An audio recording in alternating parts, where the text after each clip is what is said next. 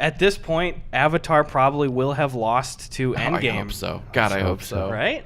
That'd be nice, right? It just doesn't deserve it. I really don't think so. So forgettable. I have not. You would have it, but I haven't seen anyone actually defending Avatar as number one. I've not seen one person on Twitter be like, but guys, actually, it's like the best movie. Okay, I think we need to talk about Avatar. People have been talking about it a lot lately due to its battle with Endgame over the record for the most successful film of all time. For instance, YouTuber Jax Films has made many videos rooting for Endgame to win out, which it finally did. Meanwhile, screenwriter Zach Stentz and YouTuber Patrick Willems defended Avatar on Twitter and were met with some backlash. And in the comments of any video where I even casually mention Avatar, I'm met with...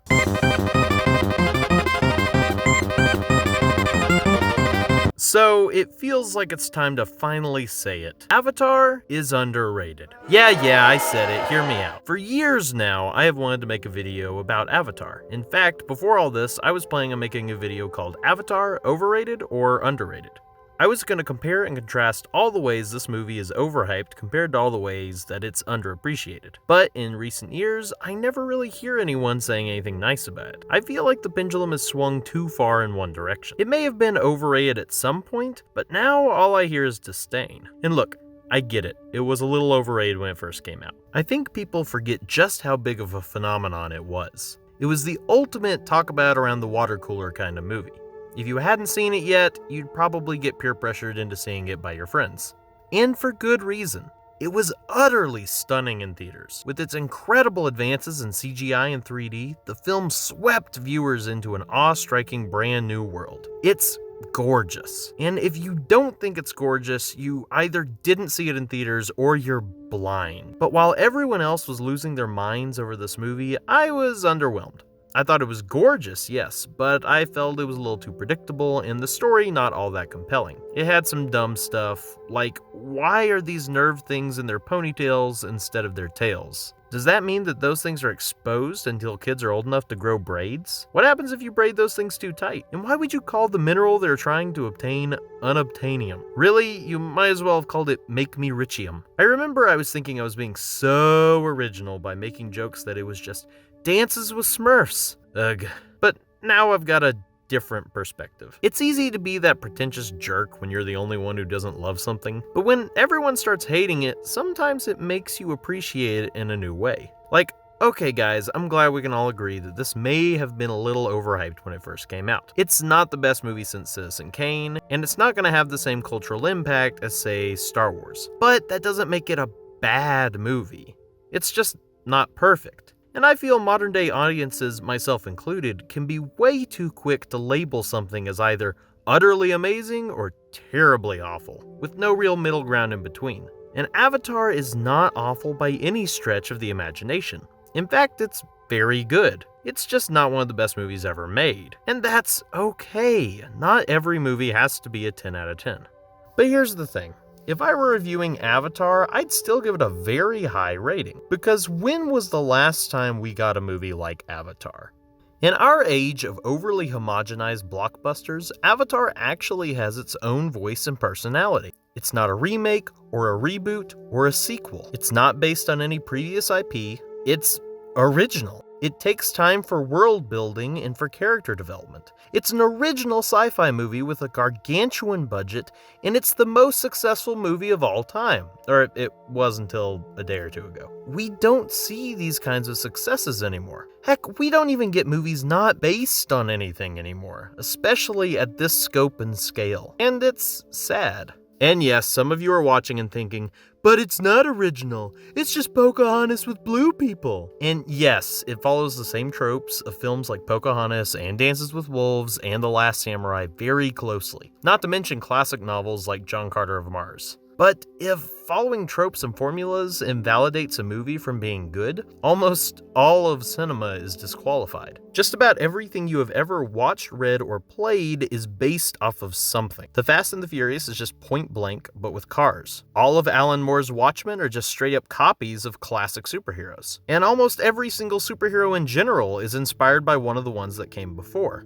George Lucas stole his ideas from Star Wars from Flash Gordon and Kurosawa samurai films. and almost every story ever written follows the formulas of the hero's journey, including this one. And think about how many times Romeo and Juliet has been remade, reinterpreted, and copied. But here's the real shocker. Romeo and Juliet is a ripoff of another novel written in the 1500s that was in turn based on an ancient story of Pyramus and Thisbe. Is there nothing original? No.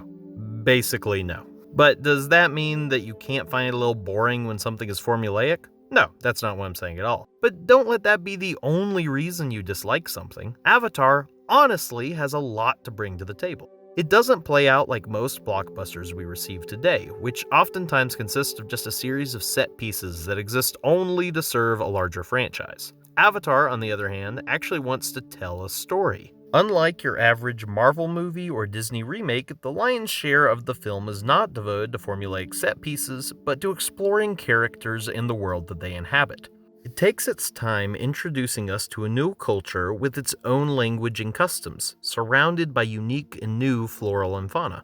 In fact, this movie invented an entire language just for this film. The film devotes a scene to just gazing upon the beauty of floating mountains. Another entirely to learning how to fly. It takes its time letting us take in the beautiful sights, making it almost feel like a nature documentary in a different world. Couple this with its amazing art and production design, and you have an incredible feat of visual filmmaking. I love this awesome cat thing. I love the fact that the Na'vi are 9 feet tall and fire arrows that are the size of spears. I love this freaking humongous bulldozer. I love these weird glowing lizard things. I love these weird glowing plant things. I love this giant ship that looks like a futuristic space shuttle.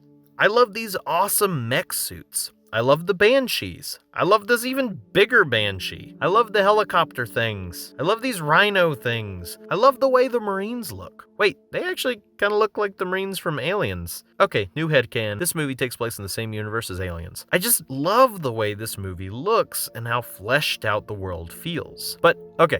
Most people agree that it's a pretty looking movie. That doesn't necessarily make it a good movie. So let's talk about its other strengths. This movie is a well-written movie. Again, being formulaic does not mean that something is bad, it just means that it's formulaic. And within the formula that Avatar chose, it does it very well. The characters are all given their own distinct voices and personalities, the dialogue is pretty great most of the time, and it has good structure, setups and payoffs, and gasp, character development. Jake Sully is not the most compelling character ever to be featured on the silver screen, but he's a lot more fleshed out than the lion's share of main characters we've received in blockbusters today. He starts out the film a very broken and jaded man, wounded in action and now left without much of a purpose.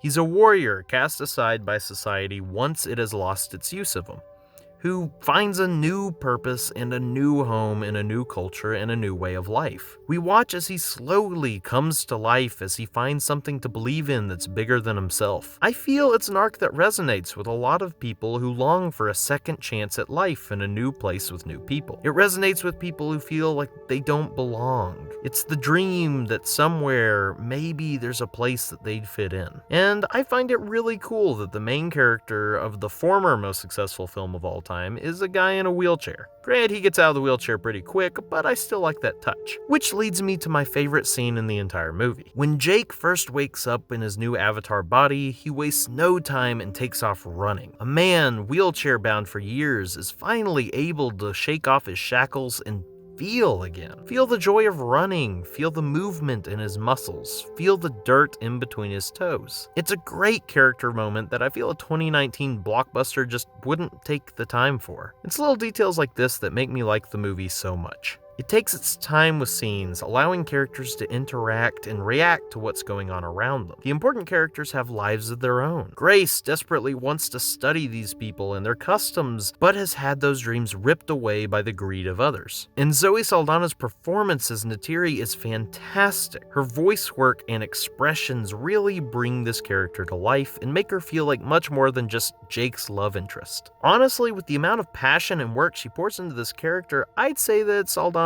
best role, but nobody ever acknowledges it because it's motion capture. Also, Zoe Saldana is in this, and Star Trek, and Guardians of the Galaxy. Someone cast her in Star Wars so she can have sci-fi franchise bingo. Also, Colonel Quaritch plays our stereotypical bad guy, but in a fun way, as he's smart and we love to hate him. In a brilliant bit of visual character work, he has claw marks across his face, which not only immediately clues us in on the dangers of the planet, but is also paid off at the end when Neytiri rides in a beast like that scarred him into battle. Speaking of setups and payoffs, this movie has one of my favorites as we are introduced to the mighty Turok, ultimate predator of the skies who has only been tamed by 5 chiefs before. So naturally, when Jake wants to win back the trust of his newfound tribe, what does he do? He jumps out of the freaking sky, landing on the back of a freaking dragon, taming it in mid-air. It's so cool! And let's not forget the utterly amazing score by the late James Horner. It's one of his best and one of his most memorable, and without it, I don't think this movie would have been half as magical. This movie is